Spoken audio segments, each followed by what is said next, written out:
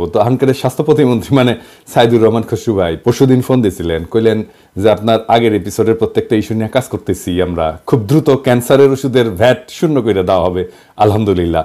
তার মানে ক্যান্সার ওষুধের দাম 16.5% জব করে কমে যাবে। বাকিগুলা দেখা যাক হয় কিনা, চাপ অব্যাহত রাখতে হবে। আমাদের রোগীরা ইন্ডিয়া চলে যায় কেন? আমাদের ডাক্তাররা ভালো চিকিৎসা করে না, ভালো ব্যবহার করে না, এই দুইটা কারণে। কিন্তু ডাক্তার যখন বাইর হয় মেডিকেল কলেজ থেকে, তারা তো আগুন বরাবর হয়, সেই ডাক্তারগুলো নষ্ট হয়ে যায় কিভাবে? আসেন আমরা বাংলাদেশের নিউ জেনারেশনের ডাক্তার যেগুলো কেবলমাত্র বাইর হয়েছে মেডিকেল কলেজ থেকে, তাদের দেখি তারা কেমন আগুন বরাবর। এটা দেখার জন্য আমি একজন ঢাকা মেডিকেল কলেজের জুনিয়র ডাক্তারের ভিডিও দেখাচ্ছি। সে এই নিউ জেনারেশন ডাক্তারদের রিপ্রেজেন্ট করে, যারা জুলাই আগস্ট যোদ্ধাদের চিকিৎসার জন্য কি কি করছে সেইটা বলতেছে।